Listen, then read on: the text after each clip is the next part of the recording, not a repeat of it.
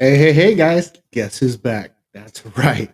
GoodrowsAdventures of Tony the Toad Goodrow. How the heck have you guys been? It has been a while. Oh my goodness. 8 months, maybe 10 months since I last did a podcast. Um, I went MIA on you guys for real. But I was going through a lot. Took a little step back from trying to do the podcast, which I still need to master it. Still struggling. Still trying to find someone to help me uh, be a co-host on it. But we're gonna get it going. I'm definitely gonna get going.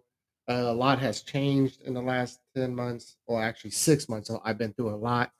Uh, I just did not do much hiking at all for the past year. Getting back into it. Today's I'm actually going to talk about one of my overnight hikes to the whole rainforest up in Olympic National Park. So we'll be getting to that here shortly. But yeah, no, my health about a year ago started going to taking a tank, just whoosh, and just being real, just my health was just over like bad, and I had to take care of myself. And then 6 months ago, I was in a serious relationship. End up losing that relationship, which is for the best. That played a big part on my mental health and physical health as too.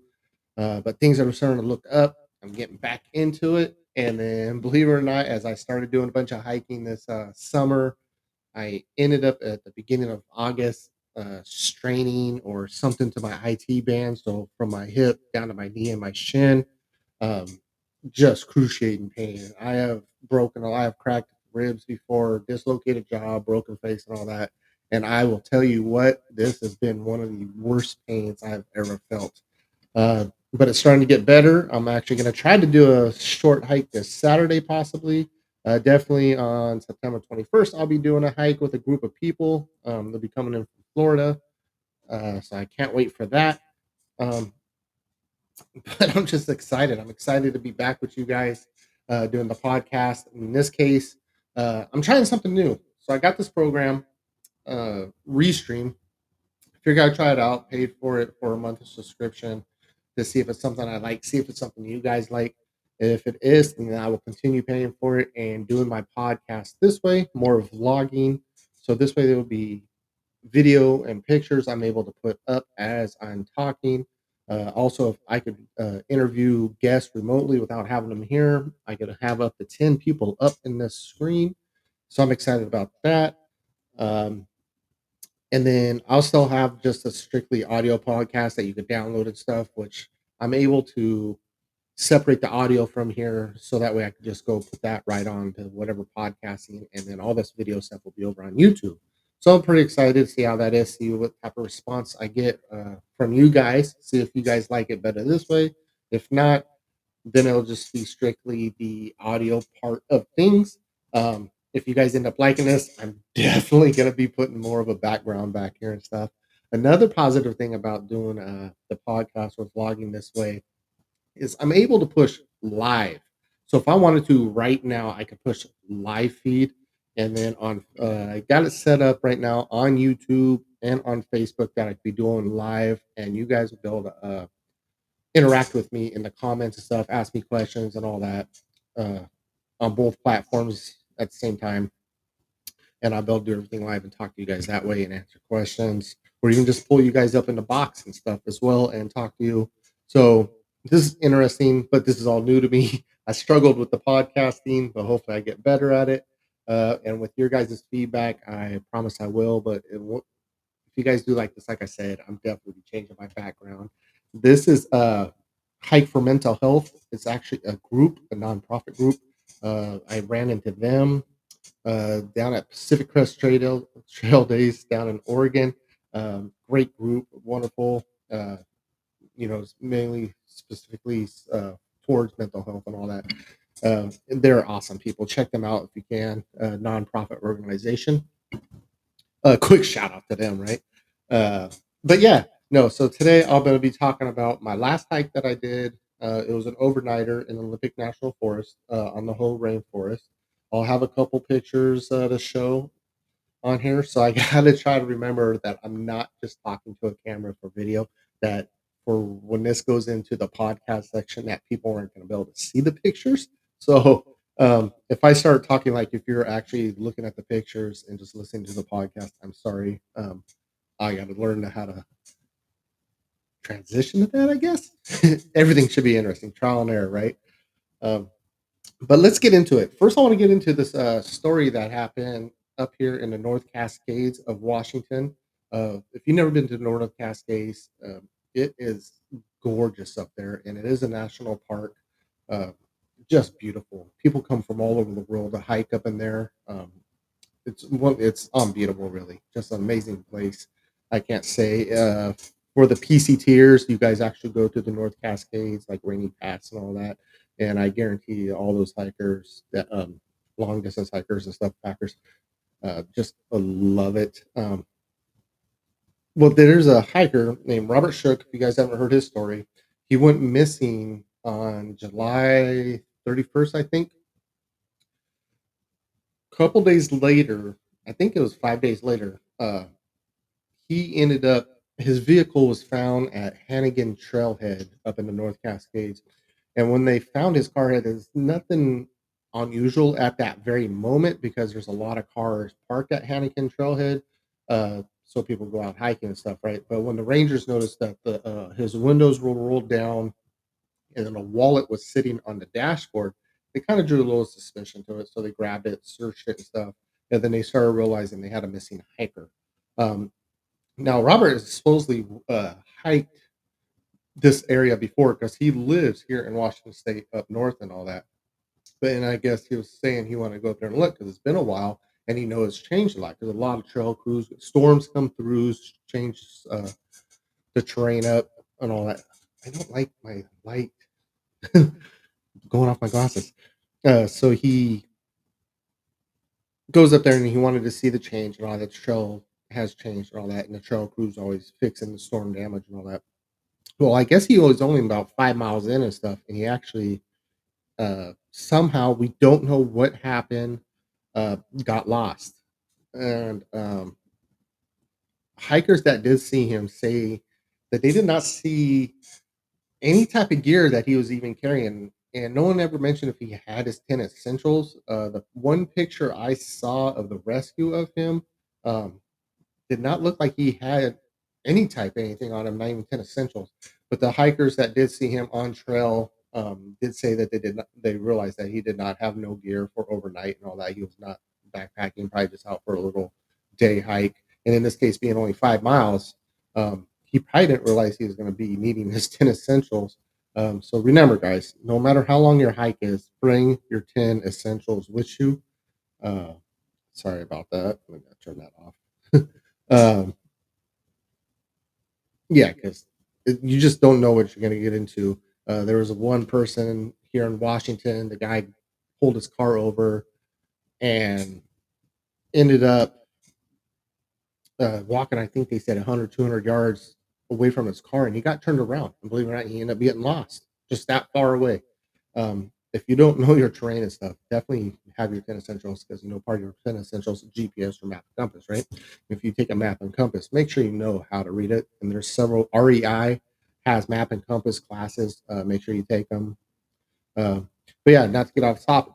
So he was out there and got lost. Well, search and rescue ended up going down on trail and they ended up finding his dog 8 miles away. So they ended up using that as a search pattern, grid pattern, and stuff, and all that. And there was no signs of him whatsoever. They searched. I think he was on Chilliwack Trail. I think is the name.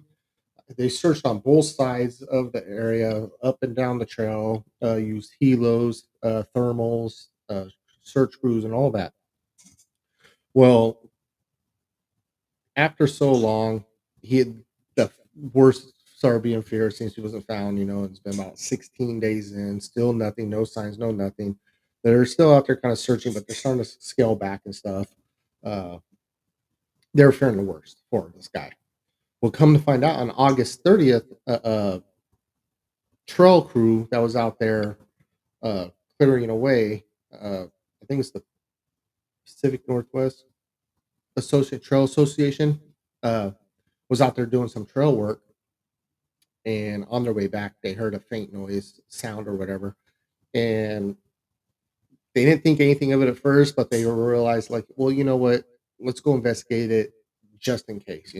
So they ended up diverting like a half mile away down to this river.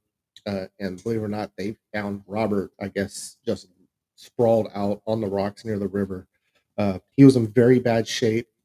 We still don't know how he was out there surviving, what he was eating, or anything, what happened. There's still more coming out because it's only been 9 days or so since they found him. He is still in the hospital in bad shape, recovering. The trail crew, they feel like they made a statement saying they feel they got him just in time. They don't think he could have survived another day out there. They said he was in such horrible, horrible shape. Uh, he's gonna have a miraculous story to tell. I guarantee there's gonna be a show or movie or something, uh, probably on it eventually. Sounds like something just crazy. So I can't wait to hear more come from the story to see exactly what he did to survive, if he did have his what type of gear he did take on his hike, if anything. It sounds like he was down by the river, which is nice. At least he had some drinking water, which you could survive longer without food than without water. And Washington this year, especially in that time period, especially August, we were actually hot. For us, we were hot. So he definitely needed that water to stay cool. Now, food wise, who knows? Maybe he was foraging some berries or mushrooms. Who knows? I don't know. Like I said, I just can't wait. But remember, guys, when you go out on your hikes and stuff, even if it's just a hike, weekend warrior type thing, long distance backpacking, leave an itinerary with someone for sure, especially if you're a solo hiker. I am a solo hiker. I'm a weekend warrior solo hiker, and I go out all the time. But I do take GPS with me. I do a lot of off trail hikes to waterfalls and stuff.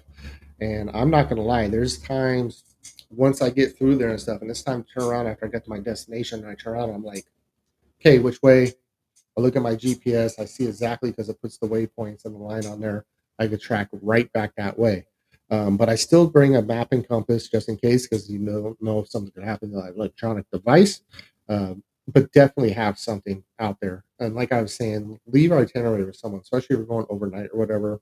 So that way they know where you're going and stuff. At least give a rough ETA of a check-in. Okay, you think you're gonna take this long to get there, get back. Don't forget your breaks, picture time, and all that stuff. Lunch, how long you think it will be. If you don't know, just tell someone sundown or whatever, that you should be back. Uh, so that way, if anything happens, then as hours click on after your check-in point, um, they could start probably calling someone if they need to. Now, don't forget, if you're out of cell phone range, don't forget to put in your time period of check-in time of a drive distance or whatever to cell phone range again. A lot of people forget about that. Uh, I told one group of people, one podcast I did, which I'll probably talk about it again at some other point, where I was in an emergency situation. I actually ended up collapsing from heat stroke and stuff. I was just pushing my body way too much, which I'm going to talk a little bit more about that here in a little bit when I start getting into about my backpack and stuff I was carrying on this trip. But they're like, when they came across me and they're like, should we call someone for you? I was like, no, I'm good. Uh, and they're like, when should we? They wanted my phone number and stuff, so they check in with me. I go, 24 hours. Give me a 24-hour period. You know where I'm at. I'm going to stay on this trail. At that point, if you when you call me, you don't get an answer, call the Rangers, send them out. And they're like, okay. And that's usually my window. If I'm always packed up for extra day worth of gear, of food, water, gear, and all that stuff for emergency situations. So I always have my check-in point, and then I'm like 24 hours after my check-in period. If you don't hear from me, there's an emergency. Call someone right away. Uh, do I say? Am I saying you should have a 24-hour period for check-in time? Uh, no, I'm not saying that. You may want 10 hours or 12 hours or whatever. A certain time period, just enough time that what it is. I'm a very experienced hiker. Is that an excuse why I have a 24-hour period? No, but I know my limits and stuff, and I always say 24 hours after I feel like I'm in emergency. If I can't get through that 24 hours, then I am in serious trouble for real, especially for me. Uh, yeah, guys. So make sure you have your 10 essentials when you're out there. GPS map. Know your limits for sure. And there's a lot of people out there that are end up missing all the time.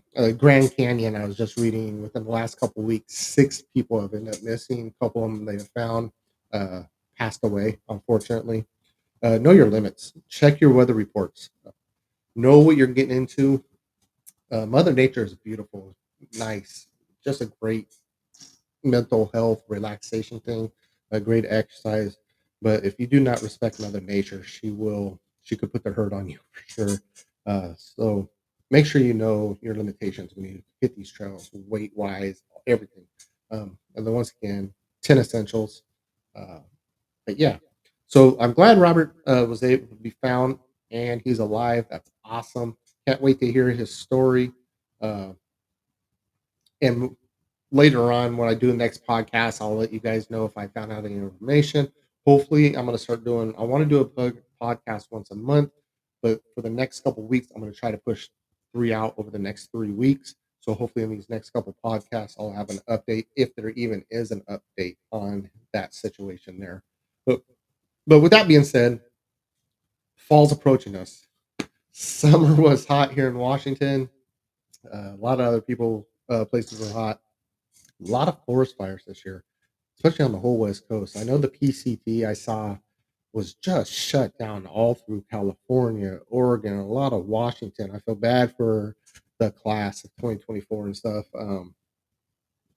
Just you guys got hammered this year. Probably a lot of people had to reschedule. Gonna have to go back and finish up with some things so that you get your thing to say you did it. Um, the snowpack this last winter, though, I know in Washington was very low, very, very low. So as soon as I started seeing the snowback was low, I know the fire season is going to be bad. The Olympic National Park, which I'm going to be getting into, that where my hike was at, barely even had snow. I think towards the end of winter there, snowpack was only at 20%.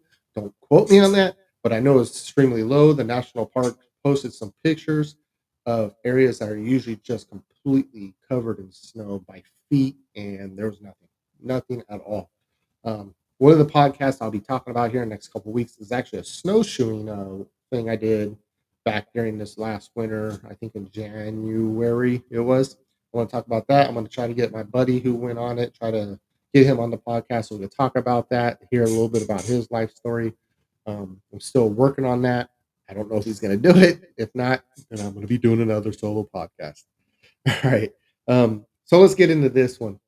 So I did the it's called Big Four, Happy Four, Happy Four campsites where I went to. It past 5 Mile Island in the Olympic National Park on the Hoh Rainforest Trail.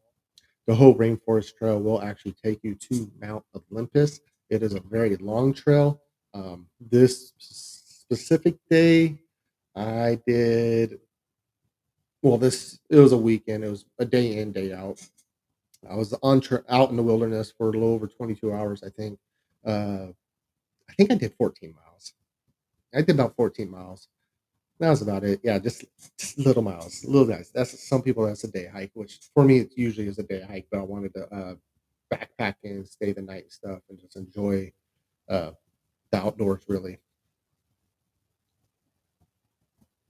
I'm actually not drinking a cider or anything. Well, I'm drinking sparkling water. It's pretty good. Got to cut back on my drinking. um, yeah. So when I started off on the trail, well, actually, so I got my permit to go on this backpacking trip a couple days prior. I was waiting because I asked three other friends if they wanted to go, and they're beating around the bush, blah blah blah. Uh, so eventually, when I realized they weren't going to go, I had to go back in, change up my permit, purchase a permit for one person for myself. Uh, when and everything went through, got it perfect, right? Uh, then when I got to the trailhead, to the ranger station, after you come in to the Olympic National Park, check in at the gate, show my little permit pass, saying let me in, and then went up to there, checked in with the ranger station to see if I was good to go, get my tag to put on my pack. So I started backpacking. Well, I went to do that, and they're like, "We don't see you." I was like, "What do you mean you don't see me?" They're like, "You're not in the system." I was like, "As of last night, I was good to go. What's going on?" And this is recreation.gov that I used.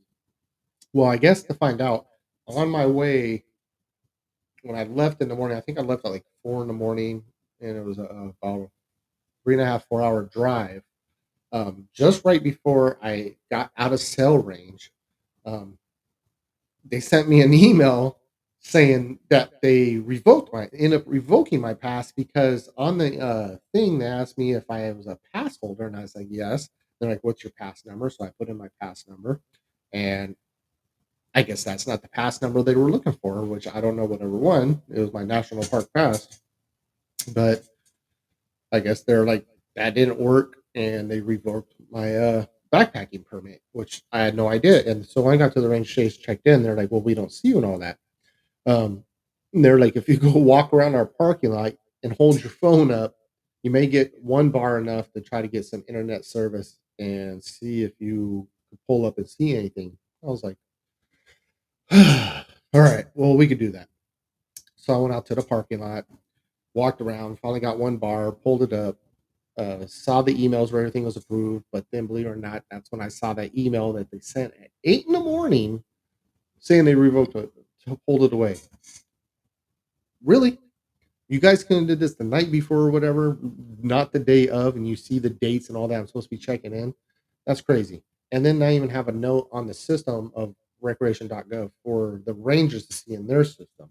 That really sucked too. So I went back in there, showed them where everything was approved, and then I showed them how it got revoked for whatever reason, and they're like, "Oh man, that sucks." Well, happened to be another ranger was coming through, so they were able to have phone service, landline phones, and they made a phone call. I think in headquarters. I don't know. They said I had to talk to some lady, and so the ranger explained to him the situation, told them the emails he was looking at, and all that. So, uh, make this story a little shorter. I ended up getting my permit. They just took payment, took that permit number out, took payment over the phone, and issued my permit. And they're like, make sure I screenshot those emails so that way if a ranger on trail sees me and asks for my permit, I'm like, here it is on my phone. I'm good to go. I talked to so and so. No headaches. Luckily, I didn't run into a ranger on the trail, and we were good. So finally get to start going after that couple hours of a fiasco, and I was like, "Oh my goodness, this cannot be good." Starting off the day like that, right? Talking about how you guys like my shirt. For the people on the podcast, I'm wearing a gray shirt and green. It has Smokey the Bear on there, and it says, "Only you can prevent wildfires." I thought it was a great shirt for the way wildfires was this year. Uh, all right, so yeah, so I got on this trail and I started off, and I would say within 100 yards of it, big sign. Caution, if you're a solo hiker, don't recommend you going. Bears and cougars have been seen on this trail. The bears I ain't really concerned about. The black bears here are pretty mild and stuff. In fact, this exact same trail I did several years ago, I came across a black bear. I came around the corner. There's a juvenile black bear. He just turned around and looked at me, kind of gave me the little head nod, like, "What's up? How you doing?" I was like, "I'm pretty good. How are you? Let me back away." I backed up a little bit, and he just didn't bother him at all that I was there. I was so happy at that. I'm glad I didn't startle him or scare him and all that. He smelled me. I don't know, but literally when I came around the corner, he just kind of looked up at me and startled me more. But he got up into a tree, and then he just started ripping apart the bark and eating a little bit of the I forget what it's called. There's a little white layer between the bark and the wood itself that is edible, and he just started ripping that out and eating that. I made sure I backed away, got to a safe distance and stuff, took a couple pictures, then went on my way. I wish that was a pretty cool encounter. Um, so I saw that, and so I was like, okay, that. But the cougars, I've never seen a cougar. I've been, I don't want to say stalked by one, but I came across very fresh cougar prints and actually like smelled some. I knew they were in the area. I heard some of the sticks breaking, and I saw the cougar prints all in the snow. That kind of gets me a little bit. So when I saw that sign there, like just cougar in the area, don't recommend solo hiking. So every so often I would turn around and just check my back and stuff. And but when on my way, uh, never did ever come across anything out there this on this trip at all. So this is where I'm going to start trying to do pictures a little bit so you see them. So this program, what it took all my 16 by 9 pictures and loaded them up in here so I could show you, but a lot of my vertical pictures, it would not. Well, it would load it in there, but what it would do, it would stretch them out so it just looked disgusting. So those pictures are on there. But if you guys do want to see the full photo album, it is on Facebook at Goodrow's Adventures. The whole photo album's on there. And then also, if you want to watch the video is on at YouTube for Goodrow's Adventures. Uh, but it was just a nice, clear, sunny day. Beautiful out. I think it was in the mid 80s. The heat index put it in about 95 degrees this day, so it was really warm. Um, Now, where I was talking about my backpack, when I go backpacking, I'm used to being I'm more of a survivalist. So I would pack heavy. I would prepare for the future. I pack my fears, is what they say, right, in the hiking world, backpacking world. Um, and I'm trying to learn to reduce that down some and buying more expensive gear that's lightweight. So you like when I did the one where I had an emergency situation, my pack was weighing 52 pounds. That was overall, not the base weight and all that. That is heavy, right? But that's what I was used to in the military is, those type pack weights when I was wrecking and all that. For this specific trip, I was able to get my pack down to 39 pounds. I checked the weather and I saw that there's no rain in the forecast period forever at all. So, and it's supposed to be hot. The low for the night and up in the mountains and stuff were in the 60s. And I checked with the ranger station. They're like, yeah, that's the same report they were getting. So what I did is I pulled my rain fly out of my pack. That was for my sleep my tent, and then I was like, my sleeping bag I have is a 0 degree one, which I need to go buy a quilt, and I don't need something that cold for the summer or springtime. But I pulled that out since it's a 0 degree one. It's a little thicker, a little heavier and stuff. So I saved quite a bit of weight actually. I think when I weighed it 5, 6 pounds just by pulling those two things out. And then I left my pillow, my little hiking pillow, backpacking pillow. I left that behind. Um, and then pulled a couple of other things out, just small little things that I wasn't going to need, and then got down to 39 pounds. Now, for a blanket, what I did is in the military, you have a certain blanket called a woobie, WOOBIE. Um, so I put that in there, just a little tiny thing. It's light, very lightweight, and all that, just for the night, just in case I wanted for the night. But I ended up not even needing that this night because the weather was so warm and just gorgeous out. Um, just loved it. And then this trail, trying to think, it's just there's a lot of streams on this trail. You're going to be coming across several bridges, but that was one thing. That was one of the things I didn't need to bring much of because I didn't have to do a lot of water carry. So I just brought one Gatorade bottle for so I could have some Gatorade, and then my other bottle was a 1 liter smart water bottle, so that way I could filter water and stuff uh, with my Sawyer squeeze. and Sawyer Squeeze fits perfect on those smart water bottles. But in this case, I just used my bag and filtered it right into the water bottle. But like I said, there's a lot of streams on this one, so I don't need you didn't need to carry a bunch of water at all. One bottle was perfectly fine with it, and then my other one was, like I said, was one Gatorade bottle full that way, just so that way I had something tasty. So that saved me some weight too, not carrying so many bottles of water or even a camel pack at all. But on the show, there was several little bridges. Some of the bridges weren't there for some of these creeks, and you had to cross over these creeks, which were fine. They weren't running that high at all, which is cool. So I didn't get too soaking wet. Uh, but when you did see some of these, these, I got my back door open here at my apartment to get some airflow in, so you're gonna hear some car noises. Um, so the rivers really weren't running too deep or anything. The deepest one would probably cover just the over the my toe box of my hiking boots. Well, it's the rocks and stuff, or little like little logs and stuff, are more than capable to walk right over to get over these streams and stuff.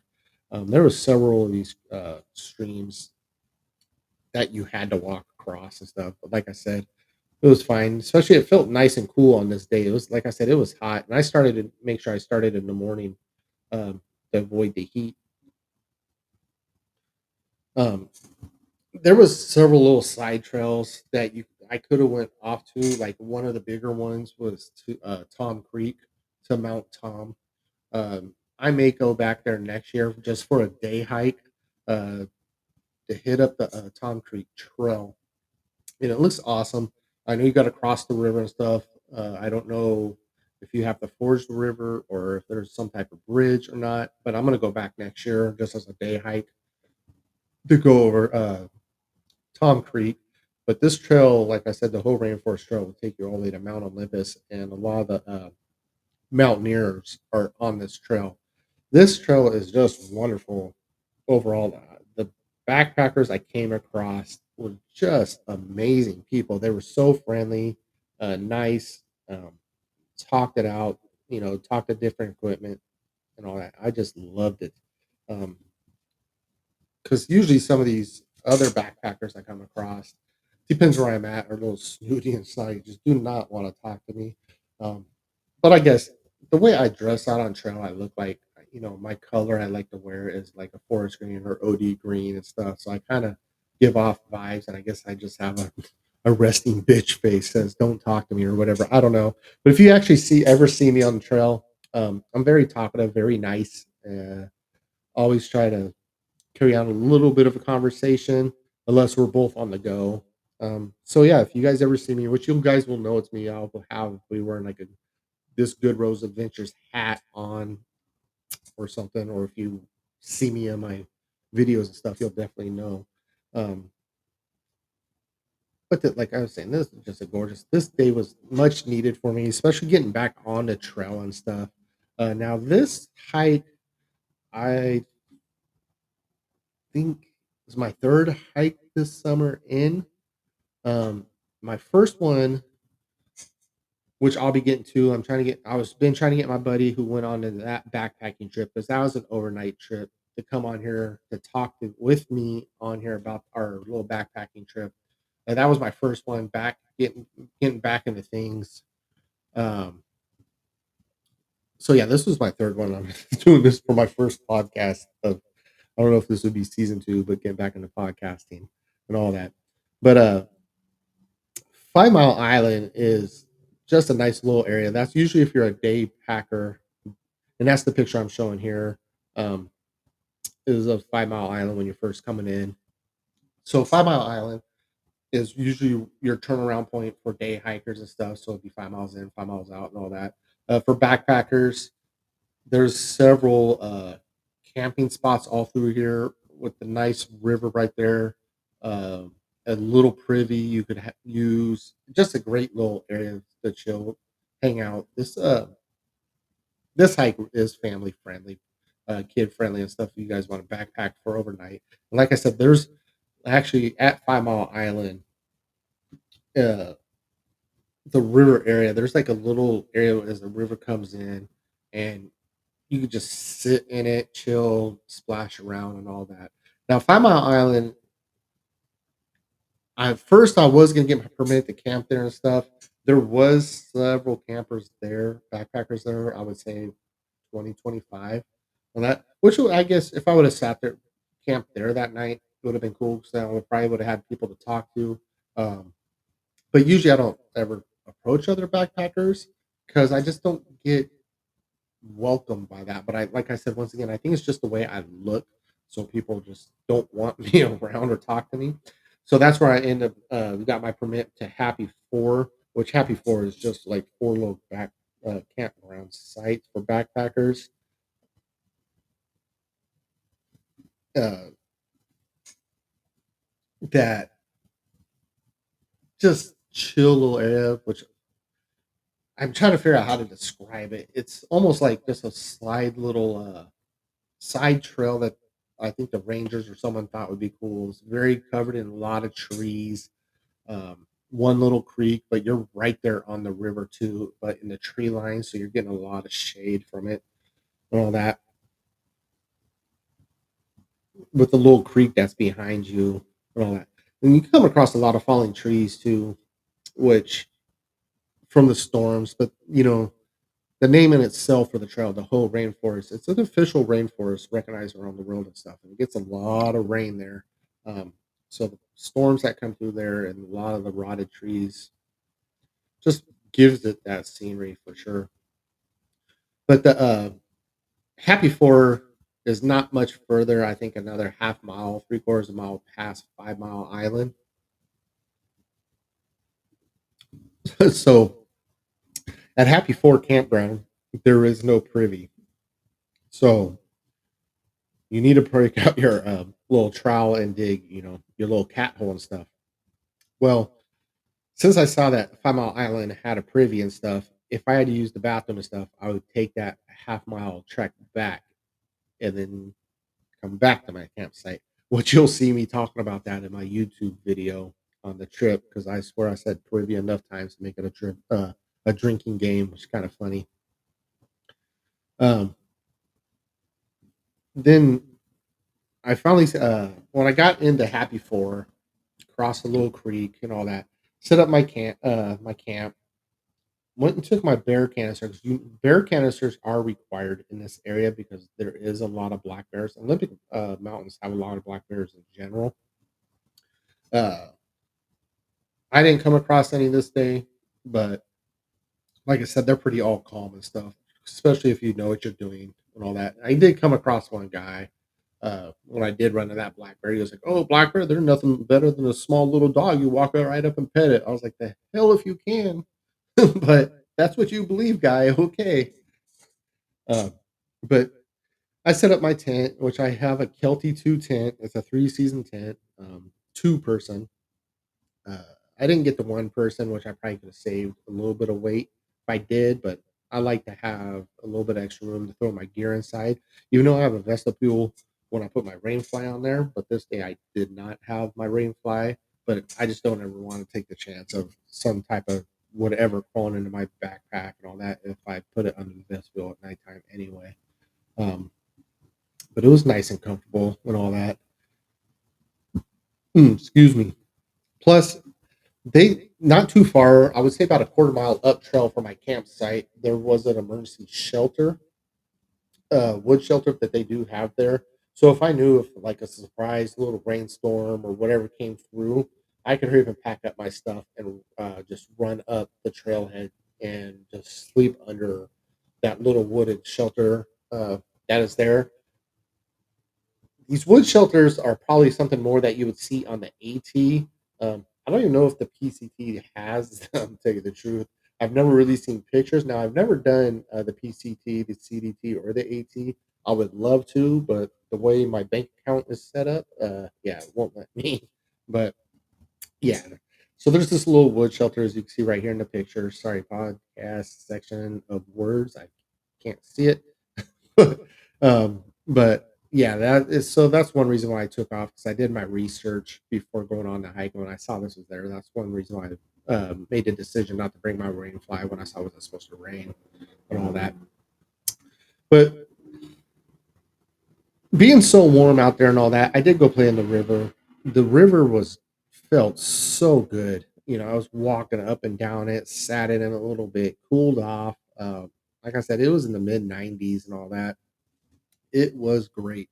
Now at Happy Four, these other backpackers showed up. I was taking a little nap inside my tent because I was pretty tired from everything, and I heard them, and kind of looked up at them. I don't know if they saw my tent right there, but when I try to look, it was I'm pretty sure I was like, are these like four supermodels? Wow, okay. But they were carrying a lot of gear and stuff with them. But they actually went out and started sunbathing next to the river, enjoying it themselves and all that. Because it was just like I said, it's a beautiful blue sky day out there, and that water felt good.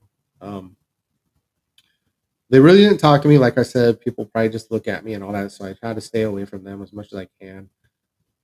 Even though I tried waving at one just to try to be nice because their tents were they chose to put their campsite right next to my tent, which I was really surprised because these campsites are spread out and all that. They're all over.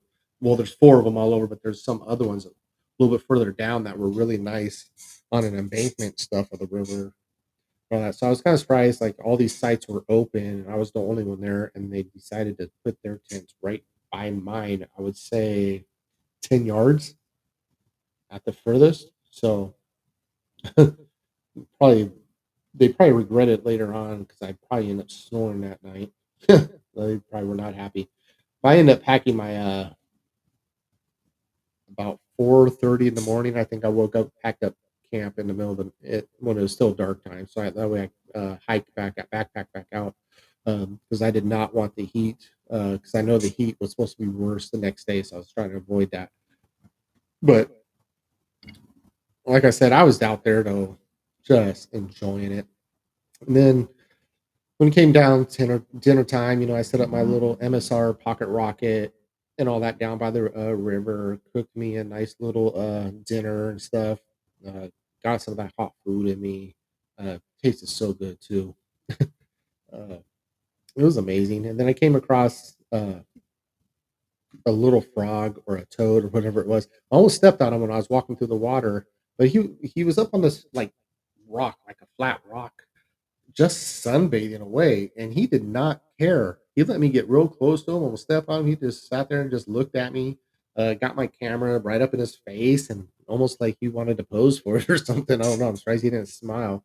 But I thought that was kind of cool because my hiking name, is Toad, my trail. So I was like, oh, look, it's my little buddy right there. So just amazing. This overall was just a great trip. And then I hiked, well, like I said, I hiked back out. And once I did, I was already looking forward to my next hike, uh, which I have not been able to do since then. And I had a couple planned on it, but I ended up hurting my IT band, like I said, my hip, my knee, and all that was just excruciating pain. And it's finally starting to get better and all that stuff. Oh, here we go, sirens. Good old Washington. But I needed to make sure I get something planned here. Well, I am getting something planned. Like I said, I'm gonna try something small to see how my band and all that's working, how my leg's gonna do this Saturday. Then on the 21st, there's a big group of people. Like I said, I'll be kind of guiding and taking them to a hike that I've already done. Um, Usually when I do guided hikes, I take them only on trails I've already hiked and done all that, so I know what to expect and stuff. And I'm just looking forward to it. And this winter, I'm going to be getting to several hikes too, snow hiking and all that. I'm going to try to plan a group snowshoe hike with several people. Just I'm trying to be really more active now. I want to be more active on the podcast. I want to be more active uh, hiking and all that. Uh, Hopefully, get things going and all that. And you guys like what I do. If you guys have any comments or anything or suggestions, let me know. I definitely would be more than happy. If you want to be interviewed about hiking or anything, or if you want to tell me, no, you're wrong about this, feel free to reach out to me. You can, there's Facebook Messenger at GoodrowsAdventures. My email, let me double check. You can also email me at GoodrowsAdventures at yahoo.com. Definitely put in there any questions, comments, all that stuff. If you have someone you think I should interview, let me know so I can reach out to them. Um, but I'm definitely getting more into it and all that stuff. I definitely want to know what you think about this vlogging style of it. If you like that, because if you do, I'm going to do it more and keep it around. All that. It is interesting. I got to figure out the picture situation though, because like I said, there's a lot more pictures of the hike I could do. Uh, Pulled up the other way, but it was just stretching them out. So there's just got to be a setting or somewhere. I just don't know. I'm going to be doing some live stuff on here to reach out more. Uh, just a lot more. I'm going to be very active, and I hope you guys come along for the ride with me. Um, yeah, I think that's about it. I just hope you guys are out there having a great time and happy hiking.